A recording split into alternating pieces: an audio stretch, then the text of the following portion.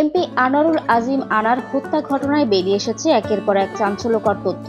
MP কলকাতায় তার বন্ধুর বাসায় উঠেছিলেন। সেখান থেকে বের হয়ে সঞ্জীবার ওই ফ্ল্যাটে গিয়েছিলেন দুটো টোপ পেয়ে। বন্ধু আখতারুজ্জামান শাহিন তাকে তরুণী সিরাজদির সঙ্গ ও কম দামের স্বর্ণ দেওয়ার লোভ দেখিয়েছিলেন। ওয়ালটন ফ্রিজ কিনে অনেকের মতো আপনিও হয়ে যেতে পারেন মিলেনিয়াল। সেরা পণ্যের সেরা অফার। ওই ফ্ল্যাটটি 11 মাসের চুক্তিতে বিভিন্ন উদ্দেশ্য নিয়ে ভাড়া নিয়েছিলেন শাহিন। স্বর্ণ আনতে কলকাতার বন্ধুর থেকে 4,20,000 রুপি নিয়েছিলেন আমান। শাহিন আগেই জানিয়েছিলেন ওই ফ্ল্যাটে টাকা নিয়ে গেলে মিলবে স্বর্ণ। তবে ফ্ল্যাটে নিয়ে কৌশলে আনারের চোখে মুখে ক্লোরোফর্ম স্প্রে করে তাকে অচেতন করে সাথে থাকা টাকা রুপি হাতিয়ে নেওয়া হয়।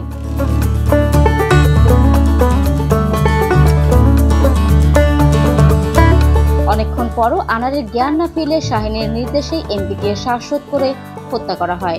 রিমান্ডে থাকা শিমুল ভুঁইয়া ওরফে আমানুল্লাহ সাইদের এই হত্যাকাণ্ড নিয়ে চাঞ্চল্যকর তথ্য যাচাই বাছাই করছেন তদন্ত কর্মকর্তারা।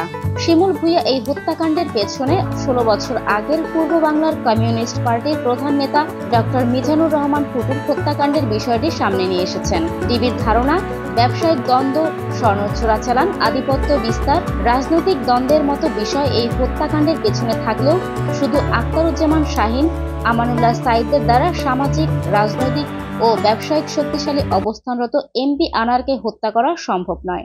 এর পেছনে তৃতীয় কোনো অদৃশ্য শক্তি রয়েছে।